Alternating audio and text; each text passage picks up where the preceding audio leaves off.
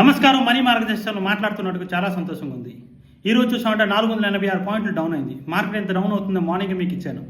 Morning చూసామంటే దగ్గర 300 పాయింట్ల నుంచి స్టార్ట్ అయింది. నేను మార్నింగ్ చెప్పాను 200 పాయింట్ల నుంచి స్టార్ట్ అవుతుందని. అలాగే చెప్పినట్టుగా ఇండస్ఇండ్ బ్యాంక్ ఏమో 750 టచ్ అవుతుంది చెప్పాను. ఇవాళ ఇండస్ఇండ్ బ్యాంక్ కూడా 750 టచ్ అయింది. అంటే ఇండస్ఇండ్ బ్యాంక్లో మనం 25% వేయడానికి అవకాశాలు ఉందని అర్థం. 25% వేయొచ్చు. మీరు సపోజ్ ఇండస్ఇండ్ బ్యాంక్లో 100 రూపాయలు వేస్తా అనుకుంటున్నారు, 25 రూపాయలు దాంట్లో వేయొచ్చు అని అర్థమాట. రేపు కూడా ఇండస్ఇండ్ బ్యాంక్ పడడానికి అవకాశం ఉంది అని డౌట్ ఉంది. కానీ రేపు మార్కెట్ పాజిటివ్గా ఉంటుంది అనుకుంటున్నాను. ఎందుకంటే ఆల్రెడీ మార్కెట్ పడింది, లైట్గా పాజిటివ్ అని న్యూట్రల్గా ఉండొచ్చు అని అనుకుంటాను.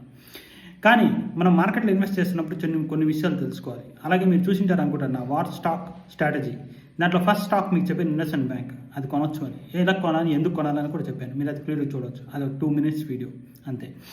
మొత్తం పైన చూసామంటే ట్రంప్ గారు ఏమో ఇప్పుడు కొత్తగా మన కర్గ్ ఐలాండ్ తీసుకుంటాను అనుకుంటున్నారు. కర్గ్ ఐలాండ్ తీసుకుంటే ఏంటవుతుంది అని మనకి చాలా ఇరాన్ ఒక మిమీస్ వేసి ట్రంప్ని ఇరిటేట్ చేస్తున్నట్టు ఉంది.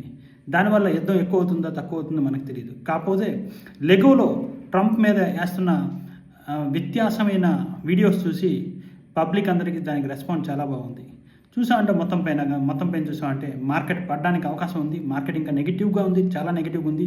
అండ్ ఆయిల్ అవుతుంది ఇప్పుడు $120 క్రాస్ అయింది. అంటే $120 అంటే $1కి మనకి 13,000 కోట్ల రూపాయలు నష్టం ఉన్నది. అంటే మన దగ్గర $50 ఒక బ్యారెల్ మీద మనకు అయింది. అంటే మనకి ఎంత కోట్లు నష్టం, ఎన్ని లక్షల కోట్లు నష్టం ఉందో మీరు చూడండి. సో ఓవరాల్ చూసామంటే మార్కెట్ డౌన్గా ఉంది, అన్ని డౌన్గా ఉంది. మనకు మంచి కావాల్సిన స్టాక్లు చూసామంటే రెడ్డి ల్యాబ్స్ కూడా కొద్దిగా పాజిటివ్ నెగిటివ్ అయింది. సో అది దాని తర్వాత చూసామంటే మనం ఐటీసీ 288-87 వచ్చింది దగ్గర, అది కూడా మంచి బాగుంది. దాని తర్వాత చూసామంటే మన దాంట్లో 59 రూపీస్కి ఐడిఎఫ్సి ఫస్ట్ బ్యాంక్ వచ్చింది. So most of the stocks కింద పడుతూనే ఉన్నాయి. నేను చెప్పినట్టు మంచి స్టాక్స్ మీరు ఇప్పుడు కొనుక్కోవాలంటే ఒక 10% కానీ 5% 15% మీరు ఎంత సొమ్ముతుందో అంత సొమ్ము ప్రకారం దాంట్లో స్టాక్లో ఇన్వెస్ట్ చేయవచ్చు. ఇన్వెస్ట్ చేశారంటే డెఫినెట్లీ పాజిటివ్ ఉంటుంది. కాకపోతే నేను ఒక స్వింగ్ ట్రేడ్కి చెప్తున్నాను.